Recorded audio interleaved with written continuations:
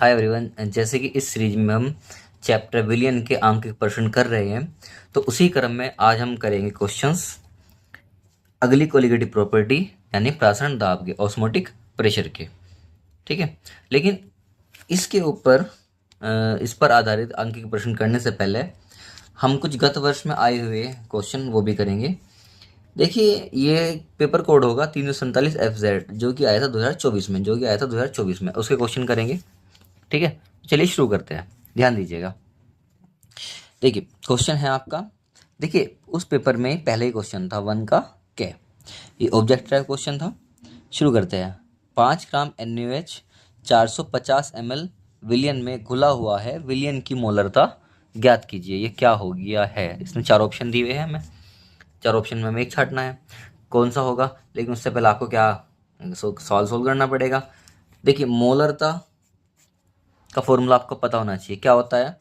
मोलरता बराबर W/1000 M और V। ध्यान दीजिए, यहाँ पर जो W है ये विलेय का भार है। भार देखो, भार में क्या लिखता हूँ? विलेय का, वो स्मॉल w से लिखता हूँ। विलायक का भार लिखता हूँ कैपिटल W से लिखता हूँ। ओके, आपने जो पीछे क्वेश्चन किए हैं हिमांग में कौतनांग में उन्नयन, उसमें भाभी मन ने ऐसे वहाँ भी ऐसे इंडिकेट किया था, स्मॉल w यानी विलेय का भार, कैपिटल में होगा तो विलायक का होगा। जैसे यहाँ पे क्या है, ज़्यादा वाला कैपिटल में लिखा है, क्या होगा? ये विलियन का आयतन होगा। सिंपल सवाल है, यहाँ से उठाएंगे। मेरे पास 5 ग्राम NaOH है, 5 ग्राम NaOH, W रख देंगे भाई। NaOH कितना है मेरे पास? 5 ग्राम है ना। ऑब्जेक्टिव क्वेश्चन है, बहुत जल्दी करेंगे, ठीक है, गलत नहीं करेंगे लेकिन जल्दी करेंगे। ध्यान दीजिए, 450 ml विलियन, 450 ml मेरे पास क्या है यहाँ पर? विलियन है, गुना 1000 लिखेंगे यहाँ पे। देखिए M क्या है? ठीक है, M क्या है? अणुभार है। गुना में V क्या है मेरे पास? 450 ml यहाँ पर रखेंगे। M क्या है मेरे पास? ये अणुभार है। ये क्या है आपका? अणुभार है। किसका अणुभार है? स्मॉल है तो विलेय का अणुभार है। ठीक है, विलेय का अणुभार है। कैसे निकालेंगे? देखो, मेरे पास विलेय क्या है? NaOH है। सोडियम का परमाणु भार क्या होता है? 23। ऑक्सीजन का होता है 16, हाइड्रोजन का होता है 1। तो सोडियम, ऑक्सीजन और हाइड्रोजन सब एक एक है, इन तीनों को हम जोड़ देंगे, क्या आएगा मेरे पास? 40 आ जाएगा। क्या आ जाएगा? 40 आ जाएगा। ये मेरे पास क्या है? 40। ये आपका विलेय का अणुभार हो गया। ठीक है, अब क्या करना है आपको? मोलरता ज्ञात करनी है। मोलरता ज्ञात करने में ज़्यादा कुछ नहीं है, आपको बस कैलकुलेट करनी है, इक्वेशन कैलकुलेट करनी है। कैसे करेंगे? ध्यान दो। देखिए, 1 0 से 1 0 कैंसिल आउट कर देंगे। ठीक है, अब पहले 5 से कट कर लेंगे। 9 पंजे 45, 5 45, एक ही बात है। आप कैसे कर लीजिए। अब आप क्या करेंगे? 100 बटे मेरे पास क्या हो गया? 40 गुणा 9, 1 0 से 1 0 कैंसिल कर देंगे। 2 पंजे 10 और 2 दूनी 4, तो 5 बटे क्या आ गया मेरे पास? 9 दूनी 18। अब क्या करना है आपको? केवल और केवल 5 को डिवाइड करना है 18 से। यह आपका आ जाएगा। देखिए, जब हम डिवाइड करेंगे 5 को 18 से, ध्यान दीजिएगा, वैसे हम समय नहीं लगाना चाहते इसमें, लेकिन फिर भी देख लो। पॉइंट लगाने पर 1 0 आएगा। 18 दूनी 36, कितना आ जाएगा? 14 आ जाएगा। 10 में से 6 गया 4 और 4 में से 3 गया 1। हम क्या करेंगे? 1 0 और लिख लेंगे यहाँ पे। 18 सत्ते 126 चल जाएगा। फिर कितना आ जाएगा? 10 में 6 गए 4 और 3 में से 1 गया 2, फिर 140। देखिए 7 7 7 आ जाएगा, तो 0.2777 ऐसे आ जाएगा। ठीक है, तो आंसर आपका होगा इसमें 0.278, 0.278। देखिए ऑप्शन में है क्या? ये नहीं है, ये नहीं है, ये नहीं है। मेरे पास ऑप्शन क्या है? 4 राइट है मेरे पास। ऑप्शन मेरे पास 4th क्या है? वो सही ऑप्शन है। देखिए, सवाल लंबा नहीं खींचना है, हम तुम्हें समझा रहे हैं इसलिए लंबा खींचा है। सवाल लंबा नहीं खींचना है, फॉर्मूला लगाना है और आपको आंसर प्राप्त कर लेना है। देखिए, ऐसे ही इसी कोड में 2024 347 FZ में सवाल आया था, और ये सवाल भी बहुत सिंपल ही है। देखिए, आपका फर्स्ट चैप्टर है, फर्स्ट पार्ट में क्या दिया आपको? जो ऑब्जेक्टिव टाइप थे, पहला क्वेश्चन दिया। फिर आपको जब सेकंड क्वेश्चन आया तो फर्स्ट पार्ट में क्या दिया? लोअर कैम में चैप्टर विलियन से ही आपको क्वेश्चन दे दिया। ठीक है, तो यहाँ सवाल आते हैं, काफ़ी आते हैं। चलिए शुरू करते हैं सवाल। ये सवाल बहुत सिंपल है, हिमांक में अवनमन का सवाल है, हिमांक में अवनमन का सवाल है। देखिए साफ साफ दिख रहा है, विलियन में हिमांक में अवनमन, विलियन का हिमांक, दो चीज़ें पूछ रहा है। ठीक है, यहाँ पर इसने एक चीज़ नहीं दी है, यहाँ पर इसने के एफ की वैल्यू नहीं दी है, यहाँ पर इसने के एफ की वैल्यू नहीं दी है, वो आपको याद रखनी है, या हो सकता है क्वेश्चन में दे दे। 1.86 केल्विन के जी पर मोल। अब यहाँ पर मैं कैसे पहुँचा, और यहाँ पर मैं कैसे पहुँचा, ध्यान दीजिए। उसने कहा ना 30 ग्राम एथिलीन ग्लाइकोल को 450 ग्राम जल में मिलाया गया। हमने डिस्कस किया था कि जो के एफ की वैल्यू और के बी की वैल्यू होती है वो विलायक पर निर्भर करती है। अब यहाँ पर विलायक क्या है, मेरे पास जल है, तो जल के लिए यहाँ पे कुछ होगा के एफ जो कि है 1.86 केल्विन के जी पर मोल। ठीक है, तो यहाँ पर भी फॉर्मूला रहेगा। ठीक है, देखिए 30 ग्राम एथिलीन ग्लाइकोल यानी कि मेरे पास जो स्मॉल डब्ल्यू है मेरे पास 30 ग्राम आ गया, और जो कैपिटल डब्ल्यू होगा मेरे पास क्या होगा, 450 ग्राम होगा। बड़ा डब्ल्यू मेरे पास क्या हो जाएगा, 450 ग्राम। निम्न गणना करनी, कौन कौन से, विलियन के हिमांक में अवनमन, यानी कि मुझे यहाँ से डेल टी एफ निकालना है, और विलियन का हिमांक यहाँ से मुझे निकालना है T F solution, T F solution मुझे यहाँ से फाइंड आउट करना है। चलिए करते हैं। तो मेरे पास फॉर्मूला क्या है, हमने कल पिछली वीडियो में डिस्कस किया था, del T F is equal to K F into W small W 1000 upon M, ये क्या है, विलय का अणुभार, गुणा कैपिटल डब्लू, ये क्या है आपका विलायक का भार। देखिए डेल टी एफ मुझे फाइंड आउट करना है, पहले इसने कहा कि विलियन के हिमांक में अवनमन कमी कितनी आई, वो फाइंड आउट करनी है आपको, वो निकालनी है। कैसे निकाल लेंगे, के एफ मुझे पता ही चल गया कितना, 1.86, कोई नया सवाल नहीं है, फटाफट वैल्यू रखेंगे। 1000 बटे एम की वैल्यू क्या है, ध्यान दो। अब इथाइलिन ग्लाइकोल का फॉर्मूला उसने दिया है, नहीं भी रहता तो हमें पता था क्या होता है, CH2OH, CH2OH, ये होता है इथाइलिन ग्लाइकोल। फॉर्मूला उसने इस तरह से दिया है, हमने उसे खोल के लिखा। ठीक है, एम निकालेंगे। देखिए दो कार्बन है, कार्बन का परमाणु भार होता है 12, दो कार्बन है तो 12 दूनी 24, 12 दूनी 24, ध्यान दो। हाइड्रोजन का परमाणु भार एक होता है, 6 हाइड्रोजन है, 6 एकम 6, प्लस का निशान। दो ऑक्सीजन है, ऑक्सीजन का परमाणु भार क्या होता है 16, 16 दूनी 32। सम करने के बाद हमारे पास आएगा ये 6 2 8 से 12 हासिल का एक 62 आ जाएगा। ठीक है, हासिल का एक लगा था, 3 1 4 और 2 6 62 आ जाएगा। ठीक है, एम रखेंगे यहाँ पर 62 62 रखेंगे, गुणा का निशान। डब्ल्यू क्या दिया हुआ है हमें सवाल में, 450 ml, कितना दिया है 450 ग्राम, सॉरी ml कह रहा हूँ, 450 ग्राम। देखिए सवाल क्या आता है पेपर में, सबसे पहले तो आप ये समझिए। देखिए अगर किसी सवाल की कैलकुलेशन आसान है, ये मानकर चलिए वो सवाल आने लायक है एग्जाम में, खासकर बोर्ड में। ठीक है, अब इससे कैलकुलेशन बहुत ही आसान है। देखिए 1 0 से 1 0 कैंसिल आउट हो गया, 45 और 30, 15 दूनी 30 और 15 तिया 45। ठीक है, इसको थोड़ा अलग लिख लीजिए। देखिए अगर आप सवाल को जल्दी करना चाहते हैं एग्जाम में, कोई दिक्कत नहीं है, सही करिए। सॉरी ये 2 0 है, सो है यहाँ पर, ये ऐसा भी नहीं है कि हम कैलकुलेशन पर अटके रहेंगे, ऐसा भी नहीं है। तो 62 गुना 3 आ जाएगा। ओके, देखिए 2 0 इसको खा जाएंगी 1.86 को, क्योंकि दो के बाद पॉइंट है और 2 0 यहाँ पे, मतलब 100 है, मल्टीप्लाई करते क्या हो जाएगा, 186 हो गया। कितना हो गया, 186 हो गया। ठीक, अब यहाँ पे कुछ कुछ आ रहा है जरा, 186 अपॉन टू 2, 62 के मल्टीप्लाई करो जरा 3 में, देखो 3 दूनी 6 और 3 6 18, कितना आ गया 186 से 186 कैंसिल आउट हो गया और 2 आ गया। ये 2 क्या आ गया, ये 2 डेल टी एफ का मान आ गया, डेल 2 क्या आ गया, डेल टी एफ का मान कितना आ गया, 2 आ गया। देखिए मैं यहाँ पे यूनिट नहीं लिख रहा, आप इसको डिग्री सेल्सियस लिखिए, केल्विन लिखिए, एक ही बात है, मैं यहाँ पे यूनिट नहीं लिख रहा।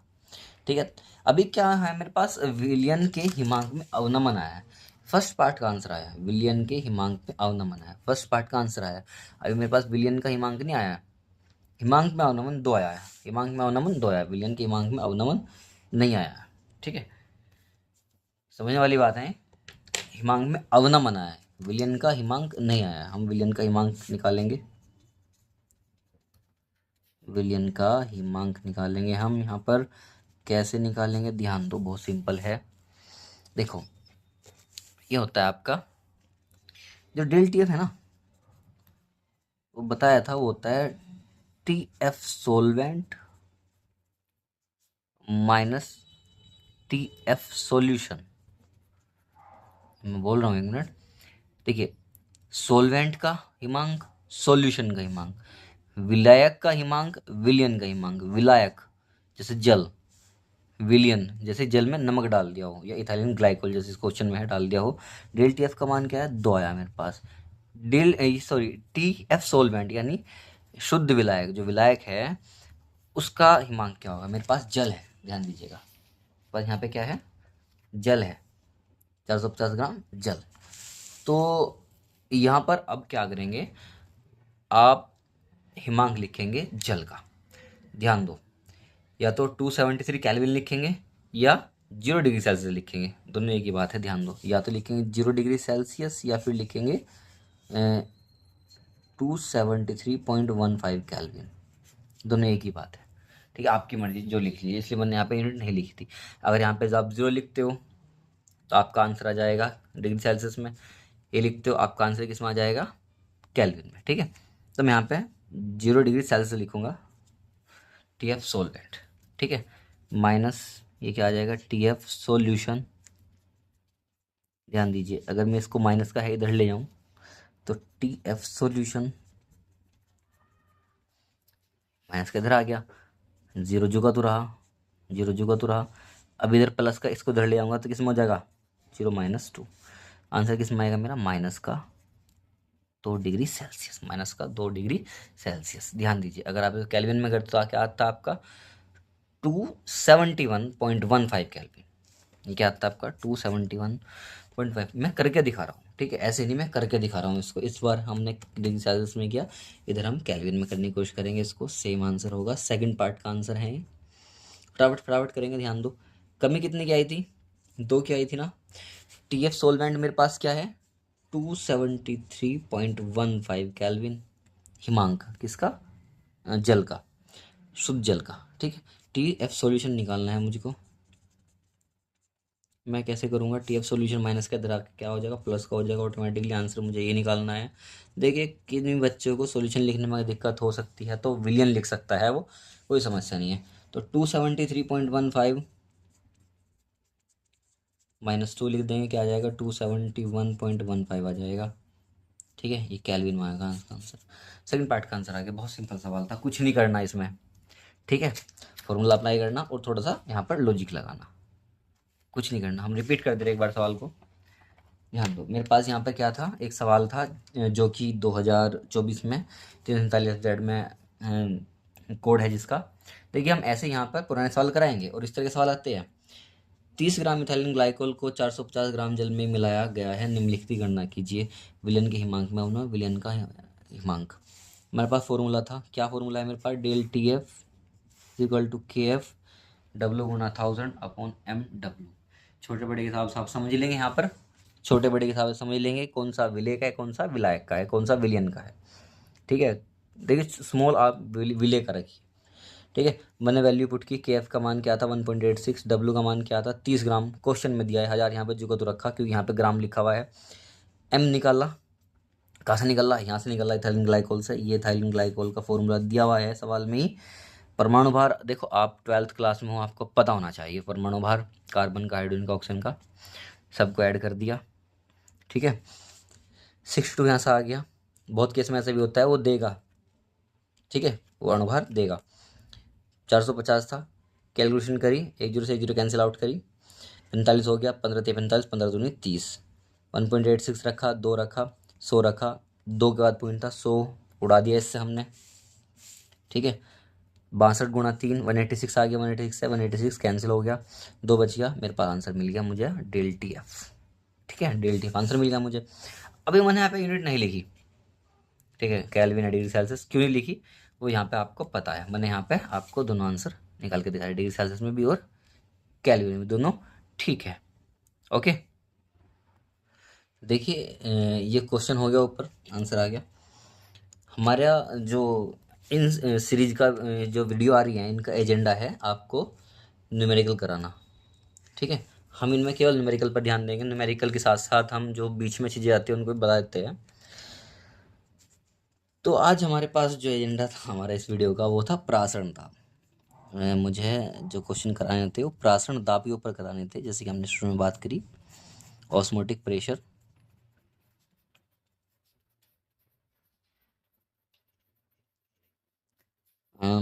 वो क्वेश्चन आ गए, इम्पोर्टेंट क्वेश्चन थे इसलिए कराएंगे। तो सवाल की तरफ बढ़ते हैं। प्रासरण दाब का पहला सवाल होगा, फॉर्मूला बताया जाएगा। एटलीस्ट इनका करने का फ़ायदा ही है, एटलीस्ट आपको फॉर्मूला तो याद रखो। ठीक है, और सवाल आते हैं इस तरह के। अब ये 4 वीडियो बनेंगे, इसके बाद राउल्ट का नियम हम बताएंगे। तो चलिए शुरू करते हैं, उसकी बात उसी वीडियो में करेंगे राउल्ट के नियम की। 298 केल्विन पर 100 ml में एक अज्ञात विलेय के 3.02 ग्राम युक्त विलयन का प्रासरण दाब 2.55 एटीएम मापा गया। ये 2.55 एटीएम मापा गया, वायुमंडलीय मापा गया। विलेय के अणुभारी गणना करो, एम पूछ रहा है। विलेय के अणुभारी गणना करो, एम पूछ रहा है वो। देखो मैं बच्चों को बताता हूँ क्लास में भी कि आप सबसे पहले जो क्वेश्चन में से चीज़ें हैं वो निकाल लो। ठीक है, जो निरूपण है उनका वो कर लो। जैसे कि 298 केल्विन तापमान है, आप इसको लिख लो ना, टी बराबर लिखो ना 298 केल्विन। जब आप ये सब चीज़ें लिखोगे तो आपको क्या होगा कि बस ये उठा के फॉर्मूले में रखनी है। पर 100 ml जल में, सॉरी 100 ml में एक अज्ञात विलेय, 298 पर 100 ml क्या है, क्या हो सकता है, आयतन है। लिखो V बराबर 100 ml, V बराबर 100 ml। देखो इसमें एक चीज़ और है, यहाँ पर इसमें एक चीज़ और है, फॉर्मूले में आपको बताऊंगा जब फॉर्मूला लिखूंगा। यहाँ पर लिख दिया विलेय के 3.02 ग्राम। अब यहाँ पर विलेय क्या लिख रहे हैं हम, विलेय को हम डब्लू लिख रहे हैं, विलेय के भार को डब्लू लिख रहे हैं। क्या लिख रहे हैं, डब्लू। 3 क्या है, 3.02 ग्राम। विलियन का प्रासरण दाब कितना मापा गया। देखो प्रासरण दाब को पी से रिप्रेजेंट कर सकते हो आप, चाहे पाई से कर लो, मैं पाई से करते रहा हूँ। ठीक है, ये प्रासरण दाब है, हमें पता है पाई लिखा हुआ है तो प्रासरण दाब है।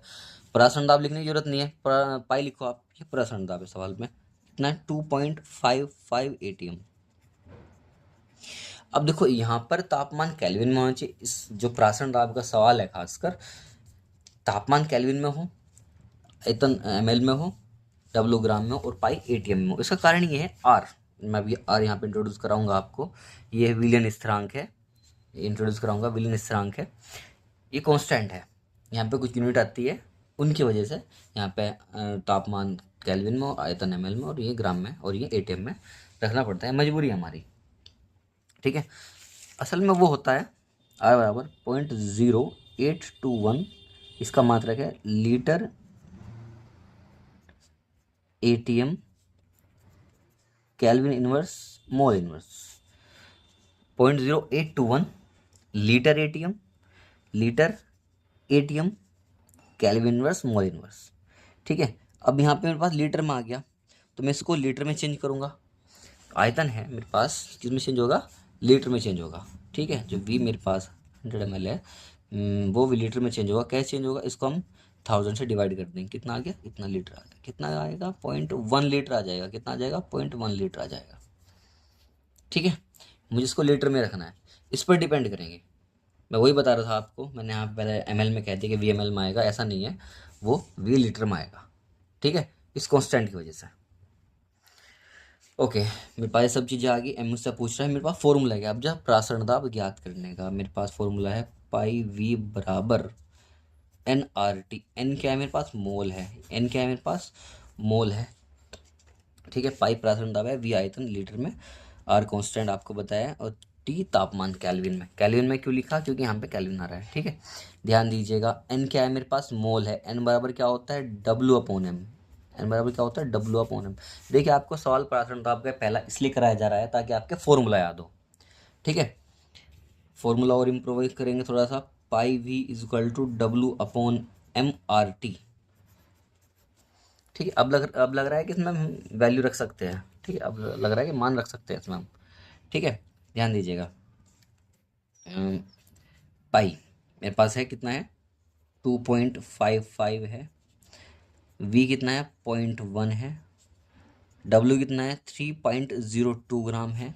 एम कितना है मुझसे वो पूछ रहा है ना, क्या पूछ रहा है, विलेय के अनुभाग की गणना कीजिए, पूछ रहा है मुझसे, ठीक है। आर की वैल्यू क्या है, 0.0821 गुणा 298। अगर देखो तापमान अगर मैं 25 डिग्री सेल्सियस कह देता तो मैं इसमें 273 ऐड करके 298 कर लेता, क्योंकि तापमान मुझे केल्विन में ही चाहिए, ठीक है। ओके, तो हम क्या करेंगे, एम को इधर ले जाएंगे, भाग में गुणा में चला जाएगा, 3.02 गुणा 0.0821 इंटू 298 अपॉन 2.55.1। देखिए अब मैं इसमें कैलकुलेशन नहीं करूँगा, लंबी हो जाएगी, मैं नहीं चाहता हम केवल कैलकुलेशन में समय ख़राब करें। इसमें आंसर मुझे पता है इसका, मैं निकाला हुआ है पहले, आंसर मुझे पता है, मैं सीधा आंसर लिखूँगा और वीडियो भी लंबी ना हो, 289.75, ठीक है। ये आपका किस में आएगा, यूनिट क्या होता है, ग्राम पर मोल, यूनिट क्या होती है इसकी, ग्राम पर मोल। ये आपका आंसर आएगा। ध्यान दो मैंने आंसर निकाला हुआ था, कैलकुलेशन में समय ख़राब होता, नहीं किया। ध्यान दो वीडियो हम ज़्यादा लंबी नहीं रखेंगे, वीडियो इतनी रखेंगे, और हम नेक्स्ट वीडियो में पढ़ेंगे राउल्ट का नियम। राउल्ट का नियम उसमें क्या होगा, प्रासरण दाब के मैं सवाल करा के चलूँगा, उसके बाद राउल्ट का नियम, हो सकता है हम प्रासरण दाब के पर क्वेश्चन अलग बना दूँ, अलग वीडियो बना दूँ। उसमें क्या होगा, प्रासरण दाब के क्वेश्चन के साथ साथ जो आपके अपसामान्य अनुभार है, मतलब जो वियोजित होते हैं, संयोजित होते हैं, उनकी वीडियो होगी। उसके बाद हम राउल्ट का नियम पढ़ेंगे।